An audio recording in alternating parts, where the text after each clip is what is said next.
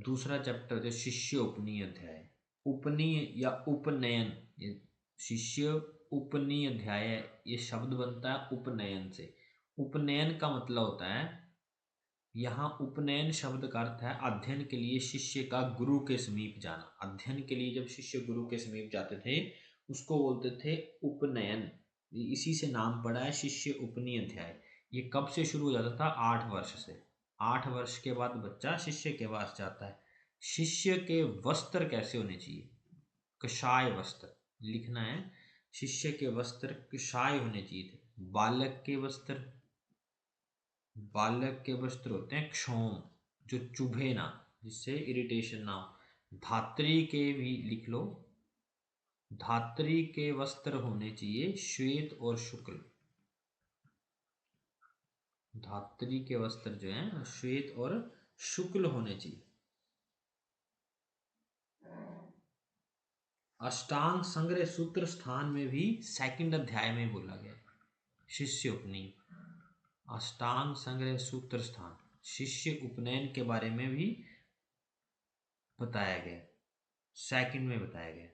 और चरक ने विमान 8 में बताया। शिष्य उपनयन के बारे में चरक संहिता में विमान 8 में बताया गया। शिष्य श्लोक नंबर 3 में शिष्य के गुण दिए। शिष्य कैसा होना चाहिए? तनु जिह्वा ओष्ठ दंताग्र ऋजु वक्त्र अक्षी नासा प्रसन्नचित वाक चेष्टम क्लेश सहम भिषग शिष्य अनुपेन। ये बड़ा डार्क अंडरलाइन करो, क्लेश को सहने वाला होना चाहिए, क्लेश सह होना चाहिए। श्लोक नंबर 4,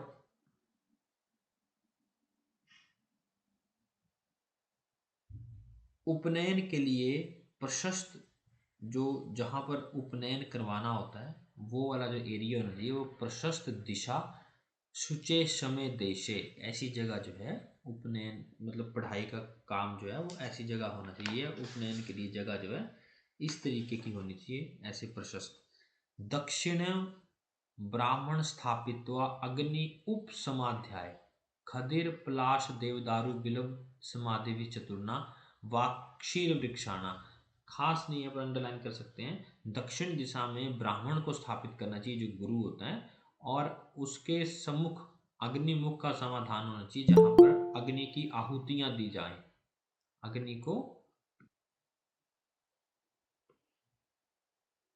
और अग्नि की आहुतियों में कुछ लकड़ियां बताई हैं जिनसे अग्नि देनी है। खदिर पलाश देवदारु बिलव समय भी चतुर्णा वाक्षीरणी न्याग्रोधर, इनकी लकड़ियों का प्रयोग होता है। श्लोक नंबर 5, ब्राह्मण स्त्रयाणाम वर्णानाम उपनयम कर्तृमहति राज्य अन्य द्वयस्य वैश्य वैश्य स्त्री शूद्र अपि कुल गुणाना संपन्नम।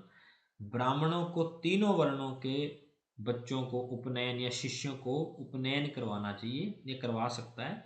क्षत्रिय 2 वर्णों को राज हो द्वयस्य, क्षत्रियों को राज हो, राज अन्य बोला जाता था। क्षत्रियों को 2 वर्णों को और वैश्यों को, केवल वैश्यों को ही उपनयन करवा सकता था। शूद्र भी उत्तम कुल और अच्छे गुण वाला हो तो वैदिक आदि मंत्र पूर्वक उपनयन संस्कार के बिना ही आयुर्वेद का अध्ययन करा सकते हैं। कुल मिलाकर के बात है कि सुश्रुत ने, उपनयन मतलब होता पढ़ाई करवाना, सुश्रुत ने तीनों वर्णों को, या सुश्रुत के अकॉर्डिंग सिर्फ 3 वर्ण ही उपनयन कर सकते थे। 3 वर्णों को उपनयन का विधान। चरक के अकॉर्डिंग भी तीनों वर्णों को ही उपनयन का विधान है। काश्यप ने बोला है कि चारों वर्णों को उपनयन करवाना चाहिए। ये उपनयन के योग्य हैं, कुछ भी बना सकते हैं, उपनयन के योग्य है। उपनयन संस्कार पूछा जाता है कि कब शुरू होता है? 8 वर्ष से। उपनयन संस्कार के बारे में पूछा जाता है कब शुरू होता है? 8 वर्ष से उपनयन संस्कार जो है वो शुरू होता है।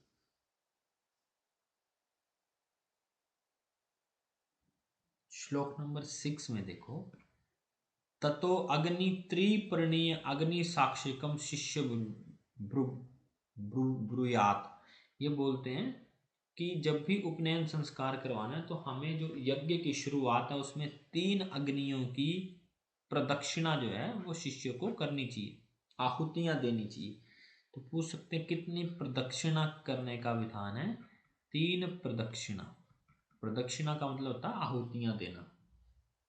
और बच्चे के वस्त्र शुचि कषाय वसासाम, कषाय वस्त्र होने चाहिए, पवित्र होके कषाय वस्त्र पहनने चाहिए। शिष्य के वस्त्र मैंने पीछे लिखवा दिए, कषाय वस्त्र होने चाहिए। विमर्श में देखना है, आयुर्वेद में पक्ष में 3 बार 5-5 दिन में नख दाढ़ी लोम केश लोम काटने का उपदेश है। त्रिपक्षस्य नख श्रमशु चरो मराणी वर्धते वर्धेत। ये कहाँ लिखा है? चरक में लिखा है।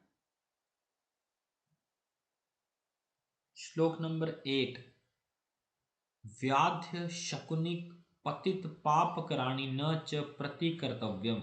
ये जो व्यक्ति होते हैं ना, जो व्याधि करते हैं, शकुनी होते हैं, कपित करते हैं, पाप करते हैं, ये इनका जो है वो ट्रीटमेंट प्रतिकर्म नहीं करना चाहिए, इनकी कोई चिकित्सा नहीं करनी चाहिए क्योंकि ये पापी होते हैं। किंतु व्याघ्र चिड़ीमार पतित और पापियों की चिकित्सा नहीं करनी चाहिए। श्लोक नंबर 10, 10 में देखो, यहाँ पर कृष्ण पक्ष की अष्टमी, कृष्ण पक्ष की समाप्ति के 2 दिन, शुक्ल पक्ष सूर्योदय और सूर्यास्त के समय अकाल में बिजली चमकती हो या फिर शमशान में सवारी करते हुए, इस समय पर अध्ययन जो है वो नहीं करना चाहिए।